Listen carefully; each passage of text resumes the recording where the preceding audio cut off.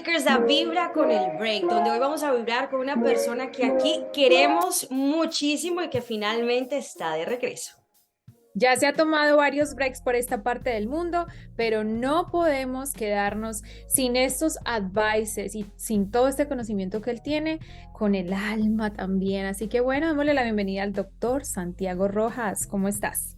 Muy bien, muy feliz de volver a estar en el break con este par de bellos personajes. Y hablar sobre los sentimientos, pensamientos y lo que es la enfermedad. Doctor, ¿por qué nosotros, y yo creo que esto todos se lo preguntan, ¿por qué me enfermo? Bien, Estefanía, realmente la enfermedad es inherente al proceso de transformación que tiene un cuerpo. Un organismo necesita la enfermedad como proceso evolutivo. A través de las enfermedades puede crear condiciones que lo transforman, pero desde el punto de vista práctico, las enfermedades deben ser transitorias y debemos podernos resolver hasta que llegará un momento en que ya el cuerpo no pueda mantener la vida.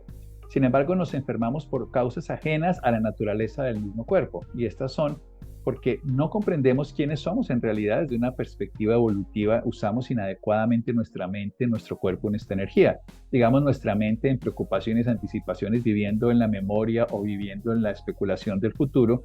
Nuestro cuerpo, porque no lo nutrimos, no lo descansamos, no lo oxigenamos, no lo areamos, no encontramos con la naturaleza. Y nuestra energía, porque no nos damos cuenta que somos seres sintientes, vivientes con energía, interactuamos con el entorno, con los campos electromagnéticos y también con la naturaleza. No usamos nuestro cuerpo para lo que es. Y como no lo conocemos, o sea, la gente probablemente sepa quién es Cervantes o no, y lo hará culto o inculto, pero no sabe cómo es su cuerpo, su corazón, sus emociones cuando tiene que vivir con ellas. Eso es más importante. En relación a las emociones, como ya te lo había dicho Estefanía, más que el por qué nos enfermamos, tú acabas de dar una respuesta y es el para qué. Es también parte de nuestra evolución, ¿verdad? Claro, Natalie, yo creo que los seres humanos, a través de reconocer las emociones, le podemos dar un buen uso. Las emociones son, decía Platón, el caballo que lleva la carreta. O sea, son el impulso para actuar, es una fuerza de vida. La inteligencia emocional es poderlas reconocer, sentir, utilizar y diferenciarlas de las de los demás. ¿Cuál es el problema? No queremos sentir emociones. Solamente las que nos gustaría, estar enamorados, que sintamos satisfacción, todas estas cosas, pero las emociones son útiles, no son malas, no son buenas, son útiles o son tóxicas cuando no las sabemos usar. Entonces son útiles cuando tengo miedo y puedo usar ese miedo, cuando tengo rabia y puedo usarla conscientemente, pero cuando no lo sé usar y perduro en ella, esa emoción me desgasta. Es como si yo acelero el auto, el coche, el carro dentro del garaje y me contamino con todas esas emisiones que hace de monóxido de carbono y además de que no avanzo. Entonces, si yo uso las emociones, bienvenido sea. Si ya me usan a mí, pierdo el control. Y si las reprimo, me enfermo porque me intoxico con ellas, con todas las secreciones que ellas generan. Y yo sé que ahí un televidente está diciendo, bueno, ¿y yo cómo sé si estoy reprimiendo las emociones? Porque en este mundo nos han dicho que si uno siente rabia es mal, que si uno siente, como que nos han cada vez dicho no sientan y sientan más hacia lo externo, pero como dice Nati, o sea, venimos con emociones, sentimos rabia, sentimos tanto en las altas y las bajas. ¿Cómo podemos sentirla, soltarla y no quedarnos en ella? Mira, la gente en la calle, en nuestro país, lo llamamos gamines, como ustedes conocen, los niños de la calle, ellos soportan el frío, la inclemencia, las malas temperaturas, los malos ambientes y se enferman muy poco de ese tipo de cosas. Tienen violencia entre ellos y a veces mueren por desnutrición, pero las emociones los afectan menos porque las sienten y las experimentan naturales. Nosotros nos condicionamos a que no deberíamos sentir miedo, culpa, rabia, y cuando las sentimos, es que la estamos sintiendo. Así de sencillo, es como si tú me dices, oye, a mí el hielo me produce urticaria, no te debería, pero me produce, y tal comida me hincha la boca, no debería, pero pasa. Entonces las emociones, si las sentimos, deberíamos permitirnos sentir y darles un uso consciente. Cuando tú te das cuenta que estás sintiendo la tristeza, te puedes conocer mejor. Si estás sintiendo la rabia, tendrás más fuerza para actuar. Si estás sintiendo el miedo, tendrás más capacidad de cuidarte. Pero si no la usas conscientemente, por ejemplo, la culpa tiene la capacidad que te permite darte cuenta de lo que has hecho para que lo transformes, no para que te des palo, ni para que insultes, ni para que busques culpables, sino que arrepentirse no es llorar, sino cambiar. Si tú te das cuenta para qué es cada emoción, la usas. Cada emoción tiene un propósito en la vida. Si tú la reprimes, que sería la pregunta de nuestro televidente, sería muy sencillo entender que si tú sientes tensión, frustración, malestar, estás reprimiendo o inutilizando algo que te dio la vida para ser usado. Movere, emotion, como es en inglés, emotion, movimiento. Es una energía para moverse, es una energía para actuar, no para reprimir. Te lo explico en el duelo, que es lo que yo más trabajo. Cuando un animal está amenazado de muerte, cualquier animal huye o lucha. Son las dos opciones. Entonces, libera secreciones para moverse o para pelear o para huir. Resulta que uno está en duelo, que siente que se está muriendo porque se le murió algo conocido, una persona, se le murió algo de su proyecto, de su pareja, de su futuro, de su expectativa. Siente las mismas secreciones, pero se queda llorando en un rincón. Se queda escondido sin salir. No quiere volver a salir a la calle. ¿Dónde se van esas secreciones? El sistema vascular, hipertensión, el sistema muscular, espasmos, el sistema digestivo, diarrea, irritabilidad, jaquecas que se liberan de esa manera. Todo eso se traduce en algo, porque el cuerpo no puede liberar cantidades de secreciones y no producir resultado, porque yo soy lo que mis hormonas producen en mi interior. Ustedes, las mujeres, lo conocen perfectamente. Son muy diferentes en la primera parte del ciclo, en la mitad o al final, porque están sintiendo unas secreciones internas biológicas. Las emociones son impulsos para actuar, que son respuestas eléctricas del cerebro, secreciones internas por las emociones que tú sientes. Si tú no sintieras rabia, no sentirías esa secreción. Por eso se dice, por ejemplo, que uno puede matar a alguien que odia, pero no con eso mata el odio con el que mata. O sea, las secreciones internas seguirán perdurando, aunque el hecho externo, hagamos o no hagamos, de una manera inconsciente. Si lo hacemos conscientemente, sí se transforma completamente. Ahí está la clave. Siento lo que siento. Y a los niños no les debemos decir no llores, sino ven, te acompaño a llorar para que sepas qué estás sintiendo. No te pongas bravo, no. Ven, tienes rabia. ¿Qué quieres hacer con eso? Mira lo que sientes cuando eso estás sintiendo la rabia. ¿Qué te dan ganas de hacer? ¿Cómo podemos usar esa rabia? Como lo usa Usain Bolt para ganar una carrera, como lo usa un artista para crear su obra, como lo usa un científico para generar una solución, en lugar de que eso te domine o lo incapacite porque no lo usas o te destruya porque te sobrepasa tus condiciones conscientes. Ahorita que tenemos los niños en este tema de festividades y eso, ¿cómo podemos nosotros de pronto ayudar a los niños a combatir o no a combatir, a llevar un poquito más o transformar la emoción, por ejemplo, de la frustración, de pronto también de rabias, de tristezas, porque los niños, ellos sí que se dejan llevar por las emociones y yo creo que hay mucho que aprender también de ellos. Ellos las experimentan, ahí vamos de acuerdo. No impedirles que las experimenten sería lo primero. Y lo segundo, preguntarles para que ellos se vuelvan creativos. Los niños vienen con todo nuevo.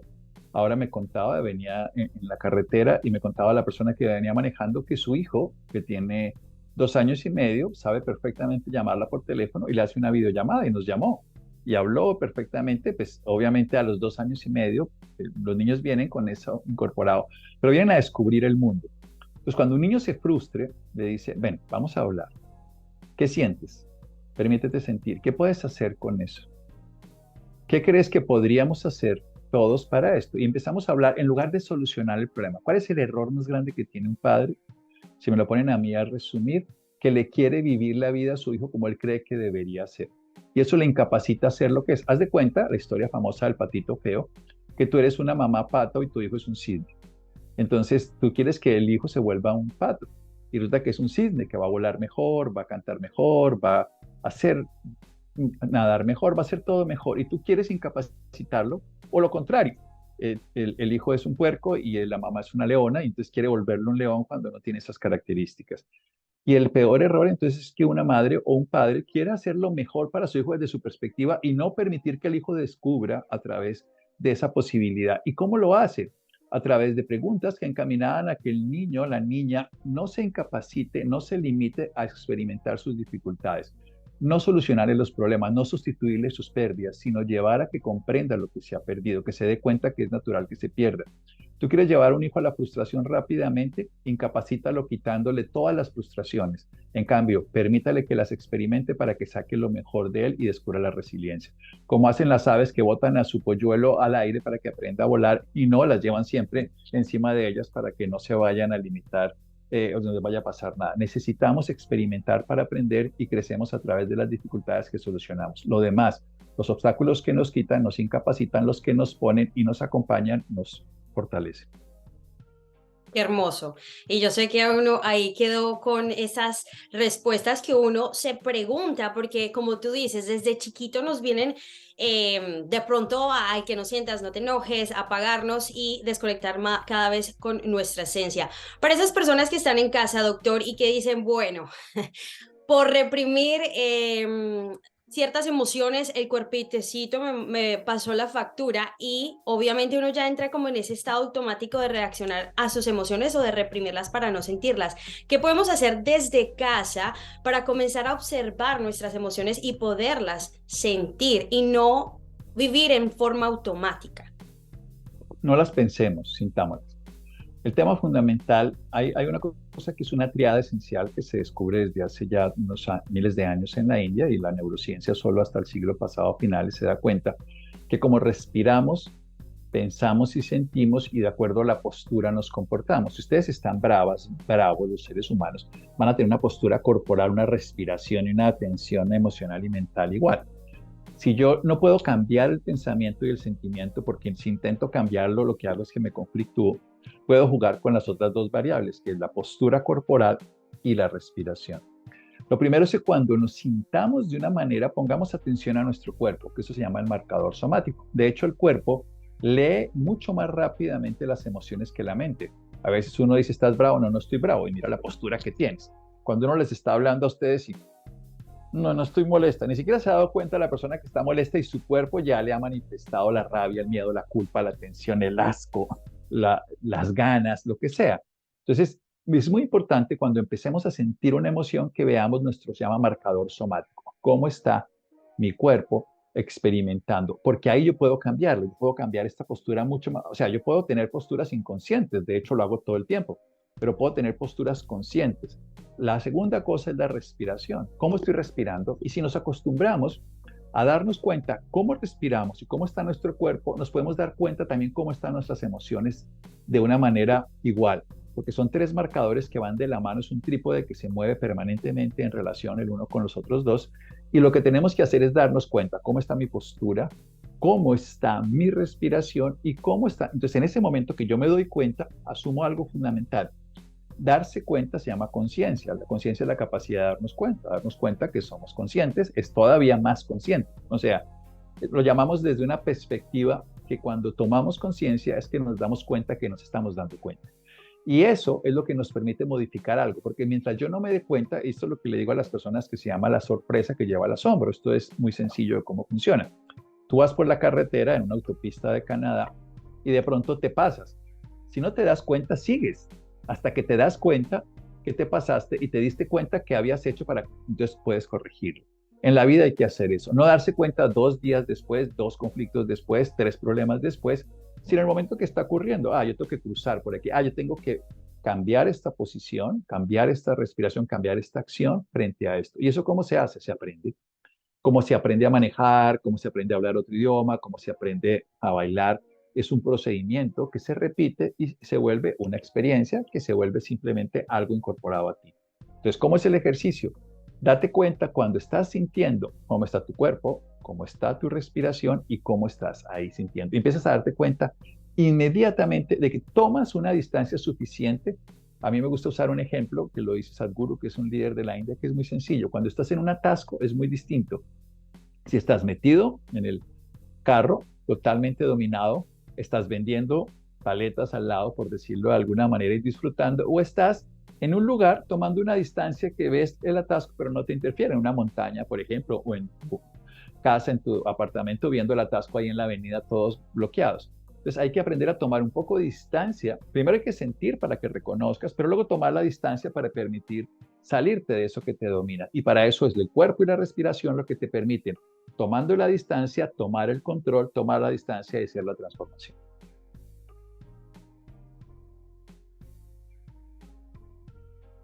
En ese orden de ideas, yo me quedé como pensando, porque es que hay emociones que nosotros, o sea, se nos generan y tomamos conciencia de esa emoción.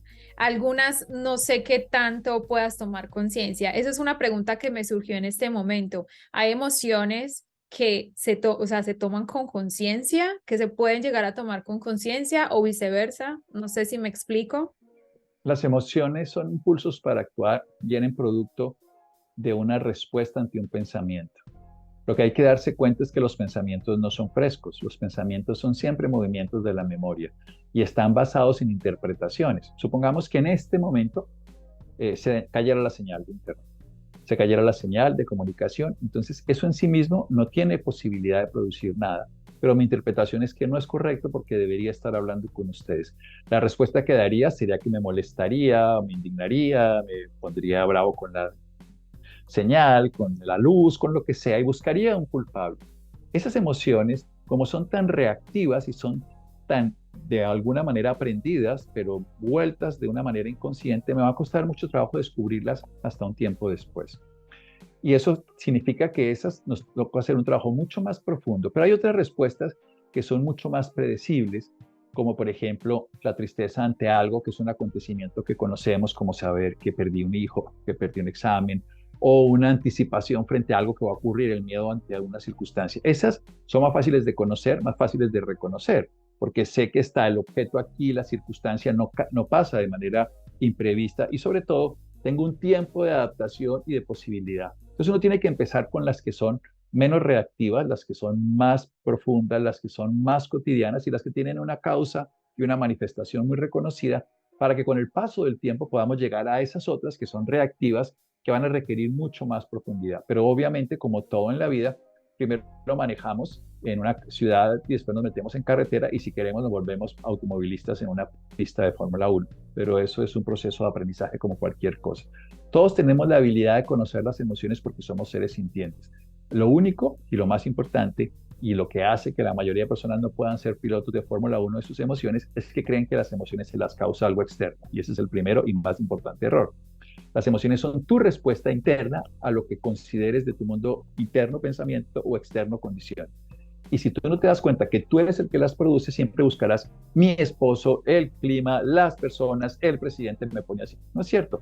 Tú respondes así. Cuando tú te haces cargo, tomas el control de tu Fórmula 1 y decides dónde pones tus emociones, cómo las manejas, cuándo las frenas, cuándo aceleras, cuándo decides bajarte del carro. O sea, tienes que reconocer que la única responsable de lo que sientes eres tú, responsable, tú respondes ante lo que existe afuera o adentro, pero es tu respuesta. Si hacemos eso, empezamos a poderlas hacer. Pero lo primero es, date cuenta cuando las sientes, cambia tu postura, tu respiración, empieza a usarlas y ahí empiezas un camino de condicionamiento y de aprendizaje para que puedas usarlas de una manera diferente cuando tengas una experiencia más profunda y más reactiva, como puede ser una emoción circunstancial, un atraco, una circunstancia agresiva que no está bajo tu premisa ni tu control.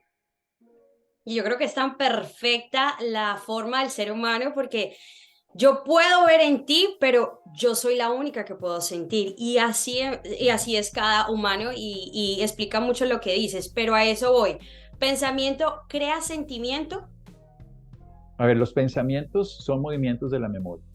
Los pensamientos ocurren porque el cerebro interpreta que es la manera más adecuada para que percibas esa realidad. Nosotros tenemos lo que se llama la memoria, tenemos tres tipos de memoria. Hay una memoria que es de muy corta duración, que se llama sensorial, que está basado específicamente en lo que tú has interpretado y que te lo pone a los sentidos. O sea, cuando yo te veo, yo ya te vi, ya sé quién eres. Si no tuviera esa memoria sensorial, como le pasaría a muchas personas con daño cognitivo, te vuelvo a ver, ¿y usted quién es? No la conozco. ¿Esto qué es? ¿Dónde es este programa? Yo sé que es el break, ya estuvimos aquí, están en Canadá, qué tal cosa. Eso está en esa memoria y afortunadamente está porque la vida me lo permite. Hasta ahí no es problema. El tema fundamental es cuando yo condiciono la respuesta asociada a eso.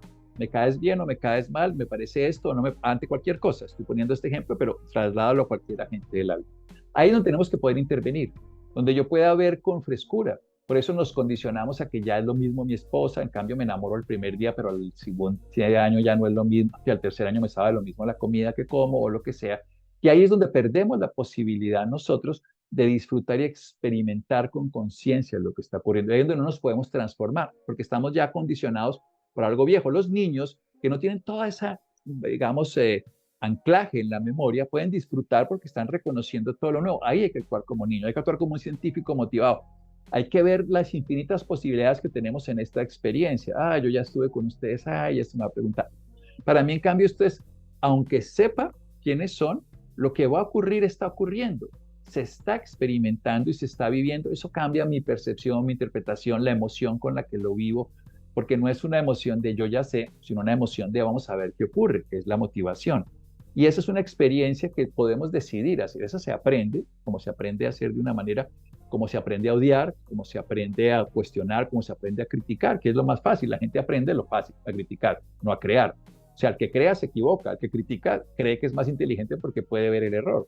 Pero hacer un programa de esto, sacarlo al aire, desarrollar todo esto, es una creatividad permanente y ponerse afuera y criticarlo por lo que se le dé la gana es súper fácil. Entonces, es un tema mucho más difícil, pero mucho más motivante. Renovarse, transformarse, crear en cada momento es mucho más interesante para el ser humano y para la evolución que alguien que simplemente se pone a criticar. Entonces, somos seres que nos podemos modificar en cada momento y podemos disfrutar. A mí me gusta la oportunidad de darme cuenta que este es el instante que tengo para vivir. Entonces, voy a hacer que sea lo mejor. Y eso es una decisión. Los seres humanos vivimos en las hipótesis del futuro que no existe y anclados en un pasado que ya pasó, en lugar de vivir esto con plenitud, que es tu presente y el mío. Qué emocionante. La palabra presente para mí siempre ha sido como, no sé, como que me llena de energía porque realmente a eso vinimos, a vivir el presente, ¿verdad? El pasado ya pasó como tú lo dijiste, el futuro es incierto, no lo sabemos. Siempre estamos, este sistema nos enseñó desde chiquitos que hay que planificar un futuro que no sabemos siquiera si vamos a vivir. Así que gran enseñanza como siempre, doctor. Muchísimas gracias por estar aquí con nosotros. Para nosotros siempre va a ser un honor y los televidentes felices de tenerte nuevamente por aquí, por Canadá. Yo feliz, es un honor y es un gusto y como lo decía, y lo veo como un hecho en este instante porque lo estoy sintiendo. Es un disfrute volvernos a encontrar. Lo que no puede hacer es que uno pierda cada encuentro porque se queda en la memoria, porque cada encuentro es una oportunidad. La vida no se está repitiendo. Los filósofos lo decían, nadie se baña dos veces en el mismo río, en el cosmos nos vemos en lugares distintos. ¿Por qué no, experimentando nuestra condición de lo que somos, vivimos como si fuera la primera vez y así nos enamoramos de cada momento? Qué lindo, qué lindo. Qué lindo, y recordándole a los televidentes que no se les olvide sentir y está bien vivir cosas buenas que no a veces son tan buenas y también recordarles que el aquí y el ahora es lo único que existe, porque mira, comenzamos la entrevista y ya no existe, lo único que existe es ahora. Entonces, gracias doctor, esperemos volverte a tener mucho Ojalá. más. Ahora estuvimos, ahora estamos y seguiremos. Muchas Así es. gracias a las dos. Así. A ti, a usted. Y bueno, nada, no nos podemos ir de este programa sin dejarles de recordar quiénes somos nosotras, doctor Santiago. Dos mujeres maravillosas del break. Estamos con Natalie. El Break TV. El El Break Break TV. TV. Gracias, Sí. doctor.